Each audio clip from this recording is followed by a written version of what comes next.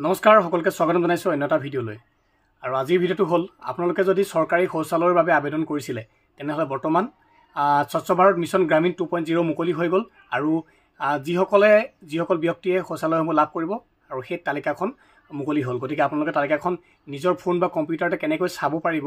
আপোনাৰ নামটো আছে নে নাই হেয়া মই সম্পূৰ্ণ ভিডিঅ'টো চাই থাকিলে মই তাত জনাম আৰু নতুনকৈ যিসকলে আবেদন কৰিম বুলি ভাবে চৰকাৰী শৌচালয়লৈ হেয়াও কেনেকৈ আবেদন কৰিব পাৰিব হেয়াও মই জনাম আৰু ভিডিঅ'টো সম্পূৰ্ণকৈ চাই থাকিব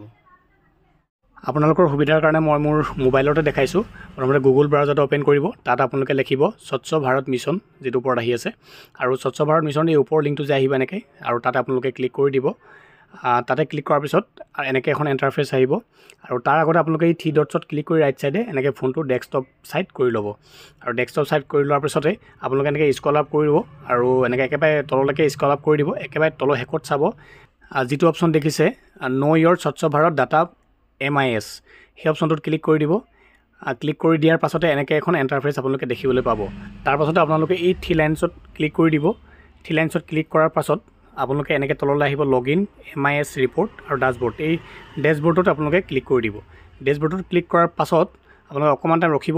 সাৰ্চ হ'বৰ কাৰণে তাৰপিছত এনেকৈ ইণ্টাৰফেচ এখন আপোনালোকে দেখা পাব আৰু এতিয়া আপোনালোকে অকণমান ওপৰলৈ স্ক্ৰল আপ কৰি দিব পুনৰ তাৰ পাছতে আপোনালোকে এইটো মই মাৰ্ক কৰি দিয়ে এই অপচনটো ভিলেজ প্ৰগ্ৰেছ ৰিপৰ্ট এই অপচনটো ক্লিক কৰি দিব আৰু এনেকৈ আহিব এখন তাৰপিছত আপুনি ষ্টেটটো সিলেক্ট কৰিব আসাম আৰু আপোনাৰ নিজৰ সম্পূৰ্ণ এড্ৰেছটো সিলেক্ট কৰিব লাগিব ইয়াতে ষ্টেটটো সিলেক্ট কৰাৰ পাছতে আকৌ ওপৰলৈ উঠাই দিব তাৰপিছত ডিষ্ট্ৰিক্ট আহিব সিলেক্ট কৰিবলৈ আৰু ডিষ্ট্ৰিক্টটো এনেকৈ বিচাৰি ল'ব ইয়াত সম্পূৰ্ণ লিষ্টখন আহি যাব আপোনালোকৰ যি ডিষ্ট্ৰিক্ট হয় মোৰ ধেমাজি হয় চ' ধেমাজি ইয়াত দিছোঁ তাৰপিছতে আপোনালোকে সিলেক্ট ব্লক আহিব ব্লক আপোনাৰ যি পৰে মোৰ মাছখোৱা ব্লক আৰু তাৰপিছত আহিব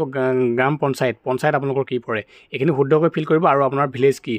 ভিলেজখন আপোনালোকে একদম শুদ্ধকৈ ইয়াত বঢ়াব লাগিব তেতিয়াহে আপোনালোকৰ সম্পূৰ্ণ ডিটেইলছ আহিব তাৰপিছত এনেকৈ আমি সাবমিট অপচনত ক্লিক কৰি দিব আৰু সাবমিট অপচনত ক্লিক কৰি দিয়াৰ পাছতে অকণমান টাইম আপোনালোকে ৰখিব চাৰ্চ হ'ব তাৰপিছত আপোনালোকে এবাৰ ওপৰলৈ স্ক্ৰল আপ কৰি দিব তাৰপিছত চাব তাৰপিছত আপোনালোকে দেখিবলৈ পাব IHSL ফেজ 2 এই 9 বুলি যিটো লিখা আছে সেই নম্বৰটোত ক্লিক কৰি দিব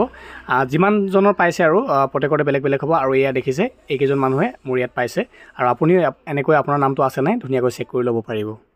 ইতিমধ্যে আপোনালোকে গম পালে যে আপোনালোকৰ লিষ্টত নাম আহিছে নে নাই চাব পাৰিলে আৰু ইয়াৰ পাছতে আপোনালোকে যদি নতুনকৈ আকৌ আবেদন কৰিম বুলি ভাবিছে তেতিয়াহ'লে কেনেকৈ আবেদন কৰিব লাগিব তাকো মই দেখাইছোঁ সম্পূৰ্ণ ভিডিঅ'টো চাই থাকক প্ৰথমতে আপোনাৰ কম্পিউটাৰ বা মোবাইলত গৈ পেলাই ক্ৰম ব্ৰাউজাৰত ওপেন কৰি ল'ব তাৰপিছত আপোনালোকে সাৰ্চ কৰিব SBM শ্বৰ্ট ফৰ্মতে সাৰ্চ কৰি দিব একো নাই SBM বুলি সাৰ্চ কৰি দিয়াৰ পাছতে ওপৰত লগইন অপচন বুলি আহিব দেখিছে নহয় আৰু লগইন অপচনত আপোনালোকে এবাৰ ক্লিক কৰি দিব ক্লিক কৰি অকণমান ৰখিব লাগিব তাৰপিছতে এনেকুৱা এটা ইণ্টাৰফেচ আহিব আৰু ইয়াতে আপোনালোকে প্ৰথমতে একাউণ্ট এটা ক্ৰিয়েট কৰি ল'ব লাগিব যদি আপোনাৰ আগতে একাউণ্ট ক্ৰিয়েট কৰি থোৱা আছে তেতিয়াহ'লে ইয়াত আপোনালোকে নাম্বাৰটো দিব ফোন নাম্বাৰটো তাতে ফিল আপ কৰি পেলাই সাইডত যে লিখা আছে গেট OTP আৰু গেট OTPত ক্লিক কৰি দিব আৰু তাত OTPটো আপোনাৰ ফোনত যিটো OTP আহিব OTPটো বহাই দিব আৰু তলৰ এই কেপচাকেইটা ফিল কৰি চিং ইন কৰি দিব তাৰ পাছতে এনেকুৱা এখন ইণ্টাৰফেচ দেখিবলৈ পাব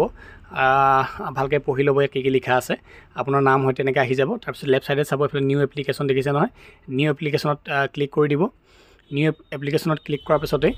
এনেকৈ এটা ওপৰত পপ আপ আহিব এইটো ভালকৈ পঢ়ি ল'ব ইয়াত ডিটেইলছখিনি লিখা থাকে তাৰপিছত সাইডত ক্লিক কৰি আঁতৰাই দিব আৰু এইফালে দেখিছে সিলেক্ট ষ্টেট আসাম হৈয়ে থাকিব আৰু এইফালে ডিষ্ট্ৰিক্টটো নিজৰ ডিষ্ট্ৰিক্ট লিষ্টখন আহি যাব কোন ডিষ্ট্ৰিক্ট পৰা ধুনীয়াকৈ সিলেক্ট কৰি ল'ব তাৰপিছত সিলেক্ট ব্লক আহিব সিলেক্ট ব্লকটো সিলেক্ট কৰি ল'ব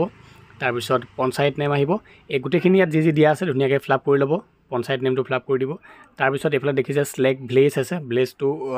ভালকৈ দি ল'ব দিয়াৰ পিছত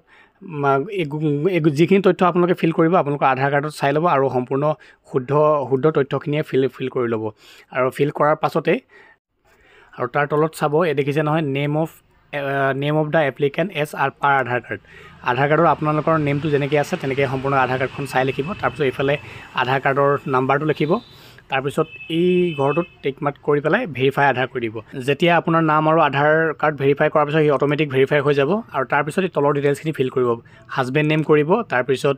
জেণ্ডাৰ সিলেক্ট কৰিব কেটেগৰী সিলেক্ট কৰিব এইখিনি পাৰিবই আৰু সেইকাৰণে মই ফিল কৰি দেখুওৱা নাই আৰু মোৰ লগত বৰ্তমান ফিল কৰিবলৈ কোনো কেণ্ডিডেট নাই যদি আপোনালোকে কমেণ্ট কৰিব যদি লাগে তেতিয়াহ'লে মই এজন ফিল আপ কৰি দেখাম আপোনালোকক যদি কোনোবা মোৰ ওচৰত আহে আৰু এইখিনি গোটেইখিনি কৰাৰ পাছতে চাউলৰ কাৰ্ডখন কিন্তু একদম ইম্পৰ্টেণ্ট, মষ্ট ইম্পৰ্টেণ্ট, BPL কাৰ্ডখন লাগিবই। আৰু তলতে এয়া দেখিছে নহয়, বেংক ডিটেইলছ আহিলে IFC কোডটো ভালকৈ ফিল কৰি দিব, তাৰপিছত ব্ৰাঞ্চ নেম ফিল কৰি দিব, একাউণ্ট নম্বৰ ফিল কৰি দিব, এইখিনি ধুনীয়াকৈ গম পাবই। আৰু তাৰপিছত বেংক পাছবুকখনৰ ফ্ৰণ্ট ছাইডটো ধুনীয়াকৈ এই ফটো মাৰি PDF ফাইল কৰি পেলাই আপলোড কৰি দিব। আপলোড কৰি পেলাই তলতে এপ্লাই কৰি দিব আৰু কনফাৰ্মলি আপোনাৰ এটা এপ্লিকেশ্যন নাম্বাৰ এপ্ৰুভ হৈ আহি যাব।